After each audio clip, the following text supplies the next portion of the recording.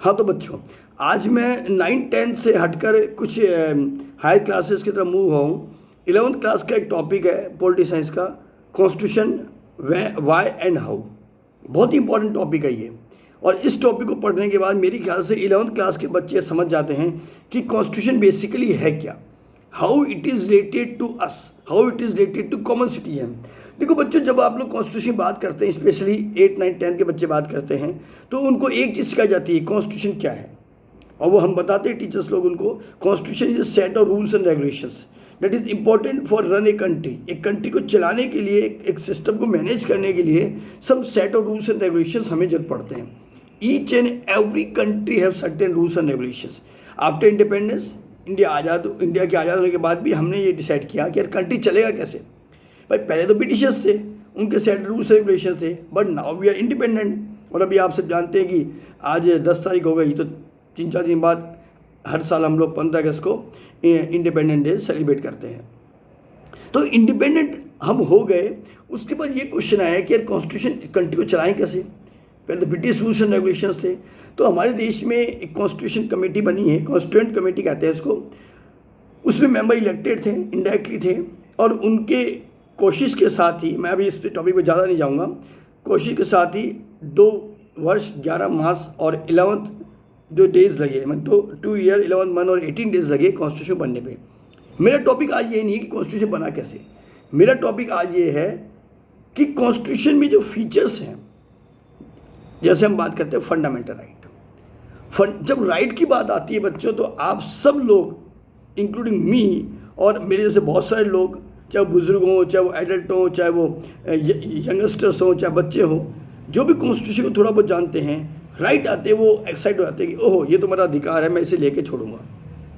बात सही भी है कि राइट क्या है, बट कॉन्स्टिट्यूशन आपका ये चैप्टर 11th क्लास का चैप्टर आपको बताता है कि कॉन्स्टिट्यूशन में जो राइट वर्ड है, राइट्स जिसे आप कहते हैं, अधिकार कहते हैं, हमारा अधिकार बेसिकली है क्या कहना चाहते हो राइट के बारे में।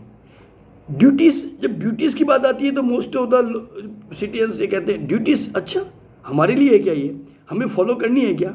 बट जब हम उसे राइट की बात करते हैं तो सबसे पहले आगे आते हैं। मैं बता दूं, इस टॉपिक में राइट और ड्यूटीज़ की बात भी नहीं कर रहा, मैं आपको ये बात समझा रहा हूँ इस टॉपिक में, इस पूरे चैप्टर में, कि ये आपका सपोज कि ये पेंसिल इंडियन सिटीजन ने सबको दी है। अब इस पेंसिल का यूज़ कैसे करेंगे, इस पेंसिल की अकाउंटेबिलिटी क्या है, इस पेंसिल की ड्यूटीज़ क्या हैं, इस पेंसिल को कैसे मैनेज करेंगे, किस कंडीशन में मैनेज करेंगे, किन के लिए मैनेज करेंगे, कब मैनेज करेंगे, यही इस चैप्टर में पढ़ेंगे। तो अब पेंसिल को छोड़ दीजिए, ये तो एग्जांपल था। अब मेरे पास आ गया कॉन्स्टिट्यूशन, एक पूरी बुकलेट है, set of rules and regulation है। Doctor B.R. अम्बेडकर साहब को सब जानते हैं, उनका बहुत बड़ा कंट्रीब्यूशन है हमारे कंट्री की कॉन्स्टिट्यूशन बनाने में, और आप सब जानते हैं ये बहुत चेयरपर्सन ऑफ ड्राफ्टिंग कमेटी। आप अम्बेडकर साहब को जितना धन्यवाद देंगे उतना कम है। उन्होंने इस इंडिया की डाइवर्स सिटीजनशिप को लेते हुए इतने इम्पॉर्टेंट फीचर्स इस कॉन्स्टिट्यूशन में डाले हैं, और बहुत सारे लोग भी थे, लेकिन अम्बेडकर साहब का कॉन्ट्रीब्यूशन इसमें मेन था, ये सब हम जानते हैं। तो ये चैप्टर आपको ये समझाएगा कि कॉन्स्टिट्यूशन क्या है, कैसे काम करता है। ये थोड़ी कि सरकार की अकाउंटेबिलिटी कॉन्स्टिट्यूशन को चलाने की, उसके अकॉर्डिंग सरकार चलाने की, नहीं। हिंदुस्तान का हर आम आदमी, गरीब हो, अमीर हो, पैसे वाला हो, टीचर हो, डॉक्टर हो, इंजीनियर हो, IAS हो, कलेक्टर हो, स्टूडेंट हो, टीचर हो, सोसाइटी हो, कोई भी हो, हम सब पर कॉन्स्टिट्यूशन लागू होता है।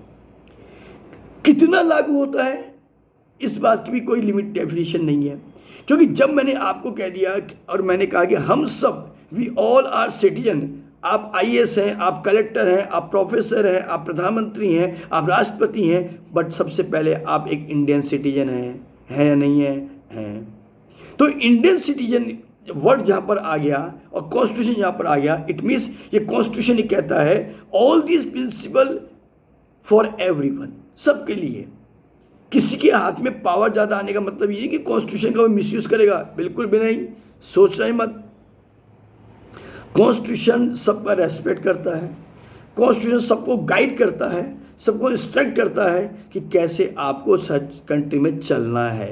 बोलना है, कितना बोलना है, सोसाइटी कैसे मैनेज करेगी, इंस्टीट्यूशंस कैसे मैनेज करेंगे, पॉलिटिकल इंस्टीट्यूशन कैसे मैनेज करेंगे, किसकी क्या पावर होगी, किसकी पावर क्या नहीं है, ये सब बातें बोलने को बहुत आसान लगती है बच्चों, बट जब इसको मैनेज करते हैं तो हमें सोचते हैं कॉन्स्टिट्यूशन ने ये राइट मुझे दिया तो था, बट मैं इसको मैनेज नहीं कर पा रहा, क्योंकि आप उस राइट से बाहर चले गए हैं। और कॉन्स्टिट्यूशन सबको ये बात समझाता है कि अगर आप अपनी लिमिट में रहेंगे तो कभी हिंदुस्तान में किसी को प्रॉब्लम नहीं होनी। क्यों प्रॉब्लम होती है, मैं आपको एग्जाम्पल बताता हूँ। हम सब लोग हाईवे पे गाड़ी चलाते हैं। हाईवे एक बात कहता है कि अपनी लेन में चलिए, मस्त रहिए। फिर एक्सीडेंट क्यों होते हैं? जब लेन में चलना है, स्पीड मेंटेन करना है, तो फिर एक्सीडेंट क्यों होते हैं? क्योंकि कोई पीछे स्मार्ट आदमी लेन को तोड़ के इस तरह से जिग जैग पैटर्न में चलने की कोशिश करता है। अब जब जिग जैग पैटर्न में चलने की कोशिश करेगा तो अपना नुकसान भी करेगा, दूसरे का नुकसान भी करेगा। बस यही चीज़ समझनी है आपको। आपके राइट आपको दिए हैं, कोई आपके राइट को एक्सप्लॉइट नहीं कर सकता, छीन नहीं सकता, तो फिर आप दूसरे के राइट में घुसने की कोशिश क्यों कर रहे हैं?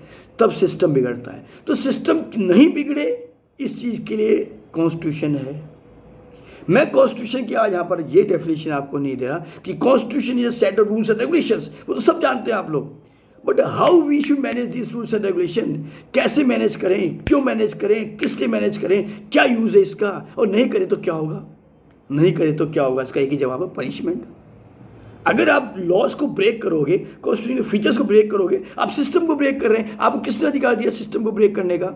सोसाइटी में किसने अधिकार दिया ब्रेक करने का? इससे न केवल आपका पॉलिटिकल इंस्टीट्यूशन बिगड़ेंगे, आपकी सोसाइटी बिगड़ेगी, यहाँ तक कि आपके राइट भी मैनेज नहीं होने, आपकी ड्यूटी भी मैनेज नहीं होनी। तो फिर क्या करें? करना कुछ नहीं है मेरे भाइयों, प्यार से कॉन्स्टिट्यूशन के नियमों को फॉलो करते रहो। और इनको फॉलो करने के लिए अथॉरिटीज़ हैं, जिसे हम सरकार कहते हैं, ब्यूरोक्रेसी कहती है। ब्यूरोक्रेसी और सरकार, ब्यूरोक्रेसी को हिंदी में कहते हैं नौकरशाह, ऐसे शासन के नौकर जो देश को चलाते हैं संविधान के नियमों के अकॉर्डिंग। 9th क्लास में आपने एक चीज़ पढ़ी थी, परमानेंट एग्जीक्यूटिव, पॉलिटिकल एग्जीक्यूटिव।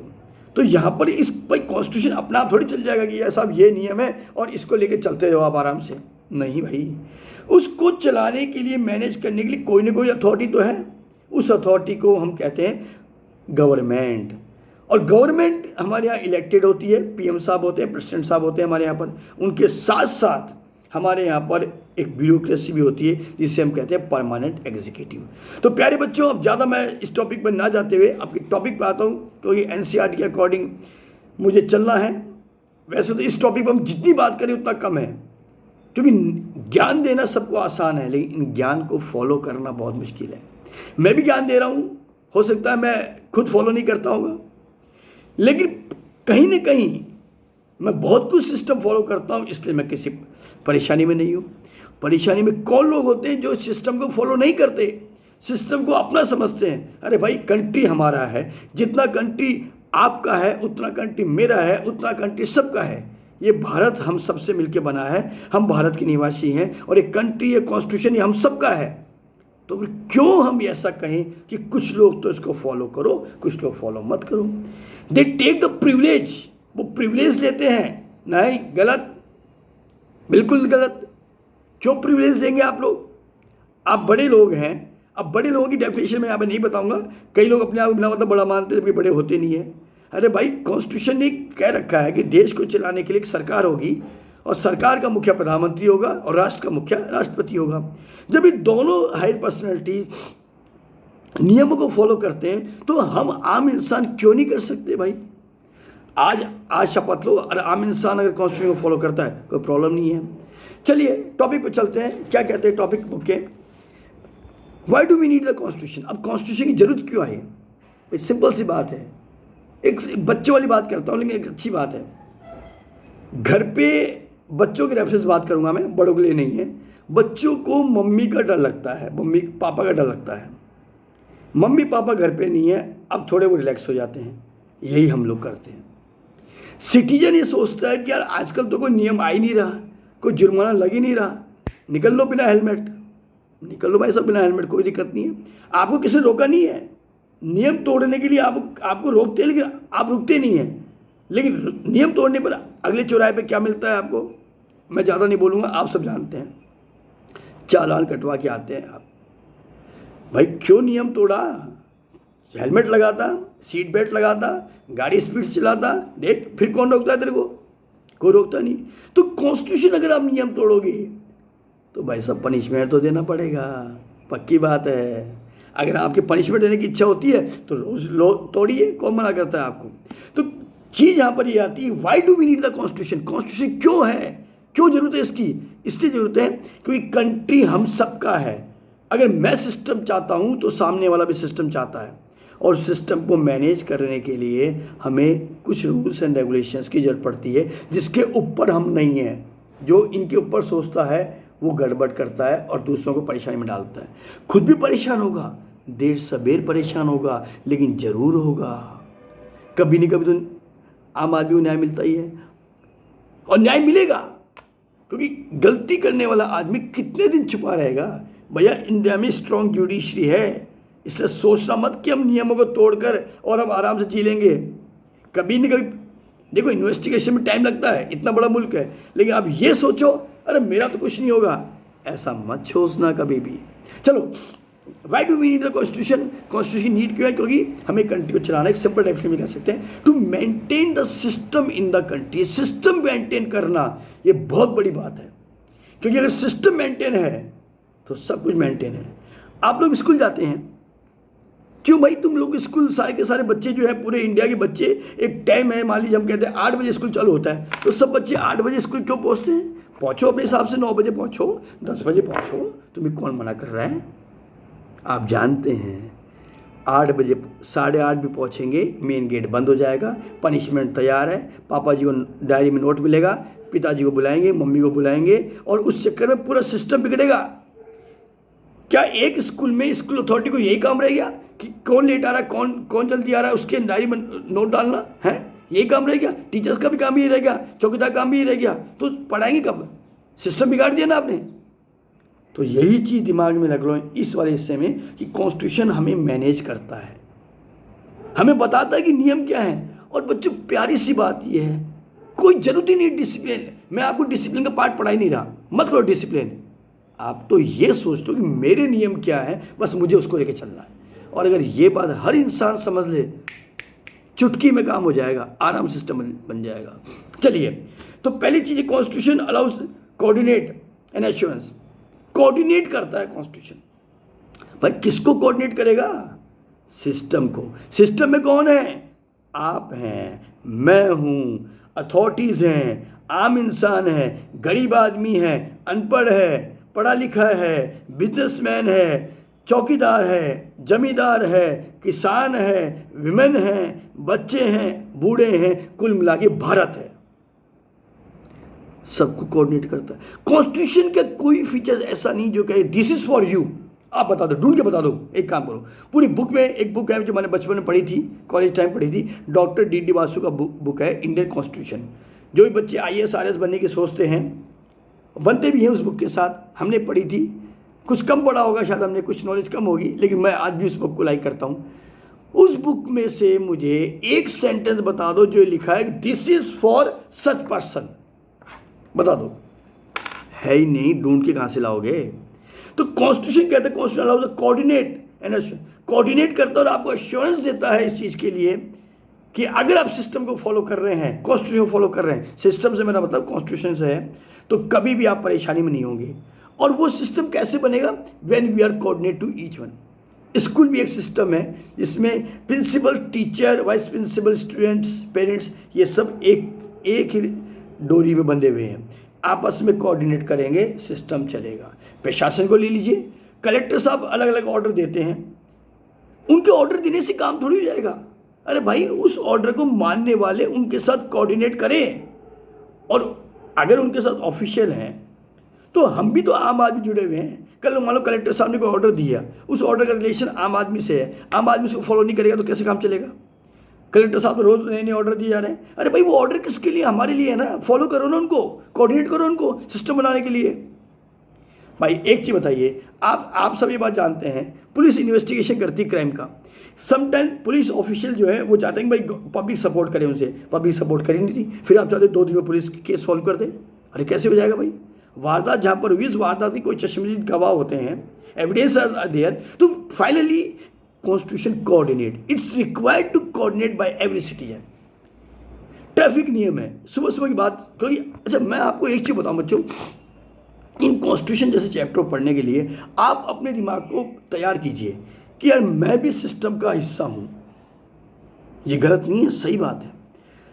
सुबह सुबह आप एक काम कीजिए, और आपको भी, आप ये मत समझो कॉन्स्टिट्यूशन का मतलब कोई लॉ डिपार्टमेंट से या सरकार देखेगी या जो इसका ऑफिशियल वो देखेंगे, नहीं। सुबह उठने से लेकर ऑफिस जाने से लेकर ऑफिस आने तक और ऑफिस में काम करने से लेकर सारे काम हम लोग कॉन्स्टिट्यूशन के अकॉर्डिंग ही करते हैं। ध्यान रखना, हम बाउंड है उस चीज़ को फॉलो करने के लिए।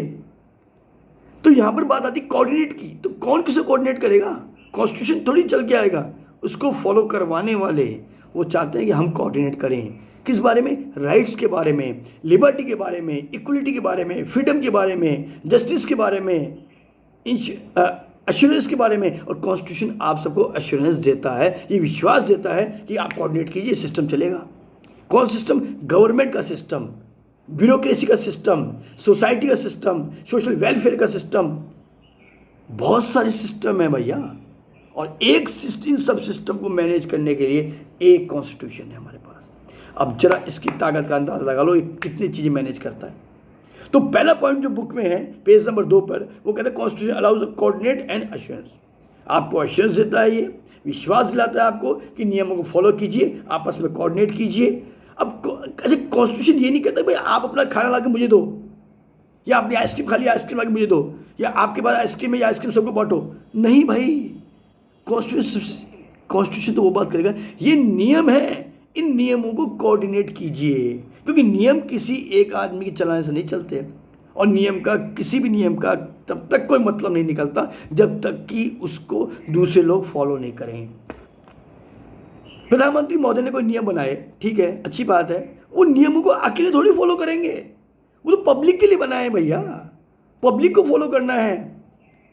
और अगर उस लॉ में कोई गड़बड़ दिखती है आपको, तो हमारे संविधान तो पूरा डेमोक्रेटिक कॉन्स्टिट्यूशन बनाता है, डेमोक्रेटिक सिस्टम है हमारे यहाँ। तो आप सरकार को अपनी, आजकल तो सूचना का अधिकार आ गया, आप उससे भी आप काम कर सकते हैं। सरकार कैसे, सरकार महोदय ये नियम सही नहीं है, इसको चेंज कीजिए, और उसका सिस्टम है, वो सिस्टम भी कॉन्स्टिट्यूशन के अकॉर्डिंग चलता है। यानी मैं कुल मिला के आपको एक बात समझा रहा हूँ। अब इस वाले हिस्से में जरा गौर कर लीजिए, सोच लीजिए यहाँ पर कि हम लोग कोई भी नियम को तोड़ नहीं सकते। हम मतलब आम आदमी, चाहे अथॉरिटी। आज आप भारत के राष्ट्रपति हैं, आज आप भारत के प्रधानमंत्री हैं, आज आप कलेक्टर हैं, आज आप प्रोफेसर हैं, आज आप टीचर हैं, आज आप डॉक्टर हैं, और बहुत बड़ी बड़ी अथॉरिटी हैं आप लोग। तो क्या कॉन्स्टिट्यूशन, आप कॉन्स्टिट्यूशन को चलाने वाले हैं, आप कॉन्स्टिट्यूशन अकॉर्डिंग काम करवाने वाले हैं, बट आप कॉन्स्टिट्यूशन नहीं है। ये मोनार्क नहीं है, जहाँ पर राजा ने कह दिया वही ऑर्डर हो गया। यहाँ पर जो राजा जैसा पर्सन हमारे देश में होता है, यहाँ पर मैं थोड़ा सा बोलूँगा, पहले राजा हुआ करते थे, आज हमारे हिंदुस्तान में राष्ट्राध्यक्ष, इसे कहते हैं head of the nation. Indian president is a head of the nation and Indian prime minister is a head of the government. तो हेड ऑफ द नेशन जो जस्ट लाइक ए किंग की तरह रहता है, उसका अथॉरिटी भाई, उसको power मिली हुई है कॉन्स्टिट्यूशन के अकॉर्डिंग, लेकिन वो राजा नहीं है, क्योंकि राजा तो हेरिडिटी पोस्ट हो गई। डेमोक्रेसी इंडिया में कोई प्रेसिडेंट बन सकता है। अभी हमारे यहाँ पर ऑनरेबल द्रौपदी मुर्मू मैडम जो है वो प्रेसिडेंट बनी है, तो उनके ऊपर भी कुछ नियम है। राष्ट्रपति महोदय हैं वो, ये बात सही है, वो बहुत बड़ी अथॉरिटी है इंडिया में, उनसे बड़ी अथॉरिटी कोई नहीं है, लेकिन उनको भी नियम मानने पड़ते हैं। चाहे जाके बात कर लो, आप उनसे पूछ लो कि मैडम आप तो इतने बड़े पोस्ट पे पहुँच गए, अब तो आप मनमानी कर सकते होंगे। ये बात सुन के शायद वो हंसेंगी आप पर, वो कहेंगी बेटा मैं भी हिंदुस्तान की राष्ट्राध्यक्ष हूँ, मेरी भी अकाउंटेबिलिटी है, मैं मनमानी नहीं कर सकती, मुझे भी नियम मालूम पड़ते हैं, मैं भी संविधान के अधीन ही आती हूँ, संविधान मुझसे ऊपर है। देश और संविधान से बड़ा कोई नहीं है, ये बात समझ लो। तो फर्स्ट पॉइंट मेरी ख्याल आप क्लियर हो चुका होगा। इस पूरे में यही चीज़ लिखा हुआ है कि how constitution coordinate with the common, help of the common citizen. जो भी रूल्स एंड रेगुलेशंस हैं उन सबको लेके हम चलते हैं। सेकंड पॉइंट पे चलते हैं। द फर्स्ट फंक्शंस की बात आती है, क्या क्या फंक्शंस है इसके। The first function of the constitution is to provide a set of basic rules that allows to minimal coordination among the members of society. Constitution ये कहता है, provide set of rules and regulation, बता दिया, that allows minimum coordination among the members of society. जो society के member हैं उनके बीच में हम जो कोऑर्डिनेशन की बात करते हैं, कोऑर्डिनेशन में इतना नहीं कोई डिपेंडेंट हो, हम मिनिमम कोऑर्डिनेशन की बात करते हैं, क्योंकि रूल्स रेगुलेशन सबके लिए हैं। अगर हम सोसाइटी के मेंबर्स को आपस में जोड़ने लगे, उनके कोऑर्डिनेशन में डिपेंड होने लगे, तो फिर तो सिस्टम चल गया। भाई मैं आपको कोऑर्डिनेट नहीं कर रहा, अब काम कैसे होगा? इसकी जरूरत ही नहीं पड़ती, कम से कम जरूरत पड़ती। क्यों? क्योंकि मैं आपको कोई काम के लिए तब बोलूँगा ना जब मैं आप पे डिपेंड होऊंगा। अब जहाँ पर समझो इस चीज़ को, क्या कहना चाहता है टॉपिक, ये टॉपिक ये कहना चाहता है आपको, सिंपल सी बात है, मुझे मेरे नियम पता है, मुझे वाई वाले को वाई अपने नियम पता है, जेड वाले को जेड वाले के नियम पता है, तो हम तो मिनिमम कोऑर्डिनेशन के साथ काम कर रहे हैं ना। मैंने क्या बताया था, हाईवे पे कोऑर्डिनेशन की जब तब पड़ती है जब किसी की स्पीड ज़्यादा है, किसी की स्पीड कम है। तो मैं जब गाड़ी चला रहा हूँ तो मैं देखूँ कि मेरे सामने वाले की स्पीड क्या है, मुझे या तो मैं उससे बैठ जाऊँ जाके, या मैं उसकी ड्राइविंग की स्पीड को मैनेज करते हुए, समझते हुए मैं अपनी गाड़ी की स्पीड को कम और ज़्यादा करूँगा। तो इतनी सी कोऑर्डिनेशन जरूरत पड़ी ना कोऑर्डिनेशन की। लेकिन सपोज करो अगर हाईवे पे चलने वाला हर इंसान अपनी लिमिट में चल रहा है, तो कोऑर्डिनेशन जब पड़ी क्या? नहीं पड़ी। अब वो लिमिट कहाँ से आई? वो limit I rules and regulation से। तो मैं यही तो समझा रहा हूँ आपको कि if every citizen will follow their own rules and regulation we require minimum coordination. जरूरत ही नहीं है, मैं आपको कुछ समझा रहा हूँ, आप कहेंगे सर एक मिनट आप चुप रहिए, हमें नियम मालूम है, हम कर लेंगे। मैंने ये बात 10 लोगों से कही नहीं, लेकिन सब 10 के 10 लोग अपने नियम के अनुसार चल रहे हैं। तो बिना मिनिमम कोऑर्डिनेशन के बिना भी सिस्टम चल गया ना। देखो क्यों? क्योंकि हम लोग उस नियम जिसका नाम कॉन्स्टिट्यूशन है उसको लेके आगे बढ़ते जा रहे हैं। ये बात समझ में आई नहीं आई? आ गई होगी।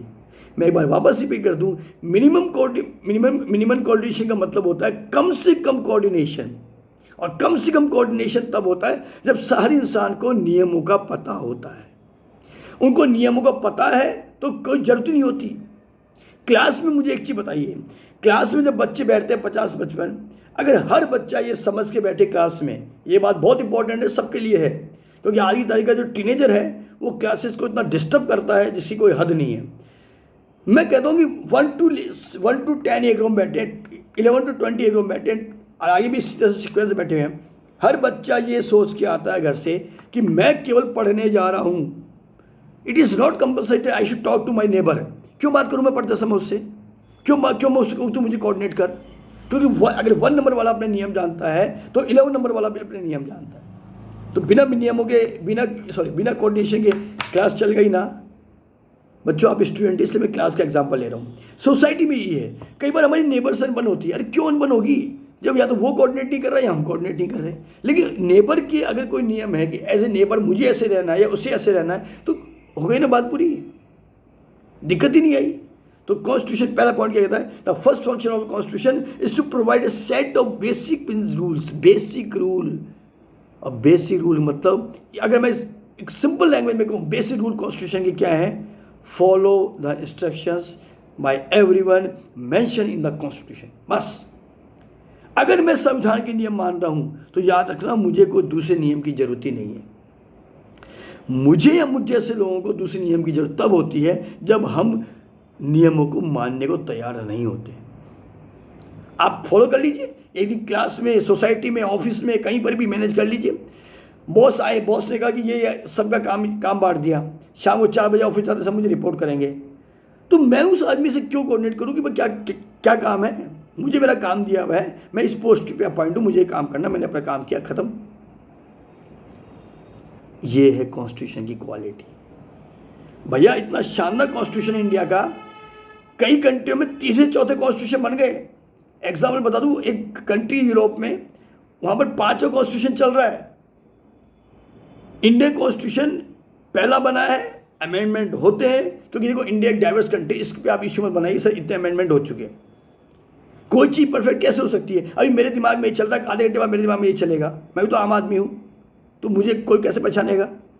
और हर पर्सन की रिक्वायरमेंट अलग अलग होती है, नीड्स अलग होती हैं, उसके डिज़ायर अलग होती हैं, उसका नेचर अलग होता है। तो इंडिया इतना बड़ा कंट्री, भाई छोटा मोटा कंट्री थोड़ी इंडिया। और छोटा मोटा कंट्री भी, बड़ा कंट्री वो मैनेज कर लेता, लेकिन डाइवर्स कंट्री है ना, कितनी जाति, कितने धर्म, कितने आपकी भाषाएं होती हैं यहाँ पर, रीजन होते हैं, कल्चर डाइवर्सिटी है, लैंग्वेज डाइवर्सिटी है, फिजिकल डाइवर्सिटी इंडिया में, और बहुत सारी डाइवर्सिटीज है भैया। तो अमेंडमेंट तो होंगी, लेकिन अमेंडमेंट होने के बाद भी ये प्राउड की बात है हम सबके लिए कि अभी भी हमारा कॉन्स्टिट्यूशन जो 26 जनवरी 1950 को इम्प्लीमेंट हुआ था, इन्फोर्स हुआ था, बेधड़क चल रहा है आज भी। चलिए सेकंड पॉइंट पे चलते हैं। मैं किताब की हेल्प भी रहा हूँ, लेकिन मैं समझा खुद रहा हूँ, क्योंकि मुझे देखना पड़ता था क्या टॉपिक है जो मिस नहीं हो जाए। Specialisation of decision making power, very very important. मैं कभी आम आदमी से बात करता हूँ कि यार you are the part of decision making. कैसे? मैं तो मेरा जॉब करता हूँ, मैं थोड़ी डिसीजन लेने गया था, वो तो सरकार लेती है। सरकार को बनाया किसने? आपने बनाया।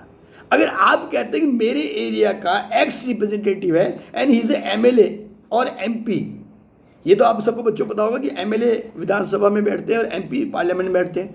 पूरे इंडिया से 543 एमपीज इलेक्ट होते हैं, और उनमें से जिसकी मेजोरिटी होती है 272 समथिंग, आप लगा लीजिए इसको डिवाइड बाई 2 करके, इतने मेंबर होते हैं। अब 272 मेंबर जिस पार्टी के बनते हैं वो सरकार बनाती है, ये क्लियर है, इस पर ज़्यादा फोकस करने की जरूरत नहीं है। बट 272 मेंबर्स जो हैं ये डिसीजन मेकिंग करते किसके बिहाफ पर करते हैं? हमारे बिहाफ पर करते हैं। हमने अगर अपने कॉन्स्टिट्यूंसी एरिया से एक्स आदमी को चुना है तो वी आर अकाउंटेबल।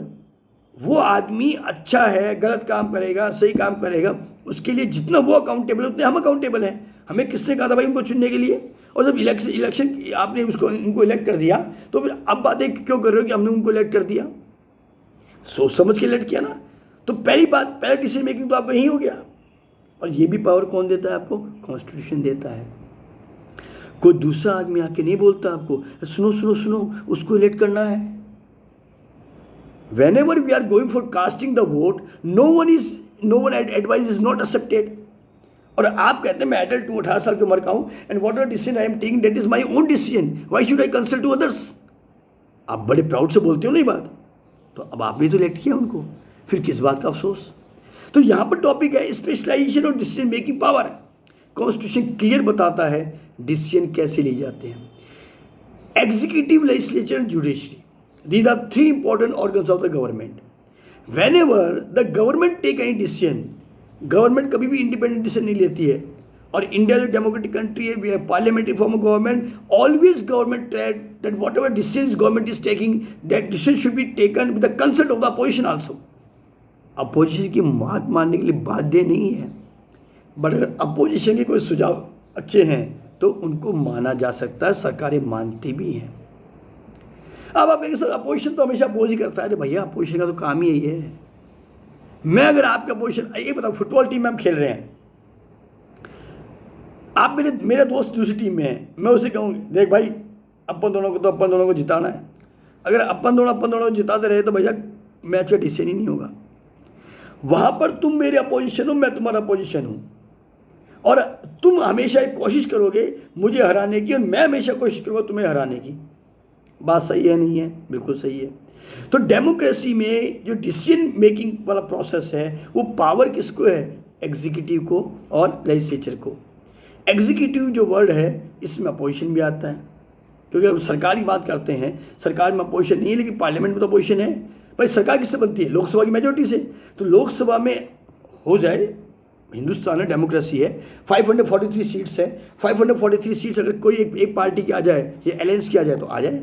इस कंडीशन में तो अपोजिशन तो कुछ रहा ही नहीं है, तो सरकार डिसीजन दे रही है। फिर भी सरकार ही कोशिश करती है, हमेशा हर सरकारें हर समय में कोशिश करती रही हैं कि अपोजिशन इस डिसीजन में शामिल हो, क्योंकि अपोजिशन भी इंपॉर्टेंट एलिमेंट है ध्यान रखना डेमोक्रेसी का। और क्या पता अपोजिशन के दिमाग में कोई बहुत बढ़िया चीज़ हो जो सरकार का ध्यान ही नहीं जाए। तो टॉपिक पर चलता हूँ मैं। टॉपिक साफ साफ कहती है specialisation of decision making process, decision making power, it mean this power in hand of the executive and government भी। अब गवर्नमेंट का हेड होगा प्रधानमंत्री होगा। प्रधानमंत्री किसके सलाह डिसीजन लेता है? अपने एमपीज के सलाह डिसीजन लेता है। एमपीज कौन होते हैं? मिनिस्टर्स बनते हैं, उनमें से कुछ लोग। मिनिस्टर्स की 3 कैटेगरी होती है, cabinet minister, state minister, deputy minister. And so many time you heard this sentence, today the prime minister take the meeting of cabinet and they finalise this decision. इसका मतलब कभी ये मत बोलना कि प्रधानमंत्री ने निर्णय अकेले ने लिया है, नो नेवर। ये बात तो तब आती है जब बिल बनता है, लॉ नहीं बना, लॉ के लिए पार्लियामेंट में जाएगा। अब पार्लियामेंट बात आ गई तो यहाँ पर अबॉर्शन भी आएगा।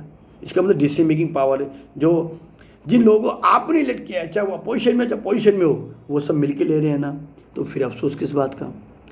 ये चीज़ कहाँ मेंशन है? देखो मैं आपको जो चीज़ बता रहा हूँ बिल्कुल साफ साफ, सरकार में जो भी कामकाज हो रहा है वो कामकाज ना तो प्रधानमंत्री की मर्जी से हो रहा है ना राष्ट्रपति जी की मर्जी से हो रहा है, वो सब काम हो रहा है कॉन्स्टिट्यूशन के नियमों के अकॉर्डिंग। मैं बार बार बोल रहा हूँ, प्रधानमंत्री जी हो चाहे राष्ट्रपति जी हो चाहे मंत्री हो कोई, तो मंत्री जी भी ये जो निर्णय लेते हैं वो सब निर्णय लेते हैं आपस में बैठकर।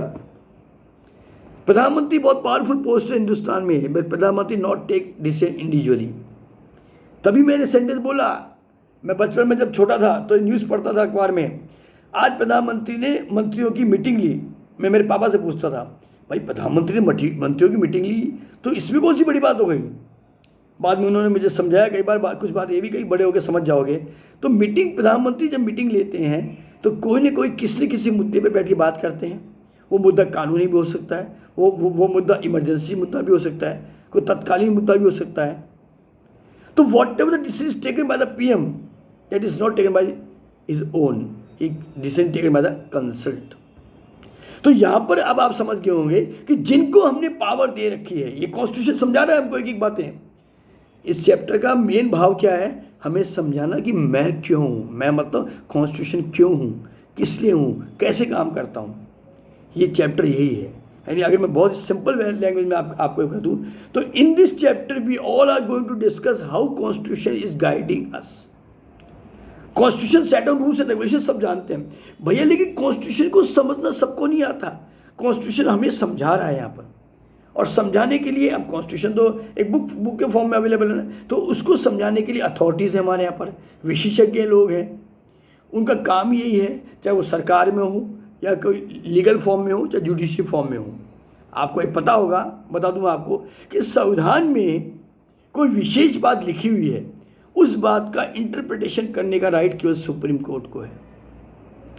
आप अपनी मर्जी से, यानी आप और हम तो आम आदमी हैं, सरकार भी अपनी मर्जी से कॉन्स्टिट्यूशन के किसी फीचर्स को इंटरप्रेट नहीं कर सकता, कि सुप्रीम कोर्ट को राइट है ये इंटरप्रेट करने का, कि यहाँ संविधान की फला सेंटेंस फला अनुच्छेद ये बात कहता है।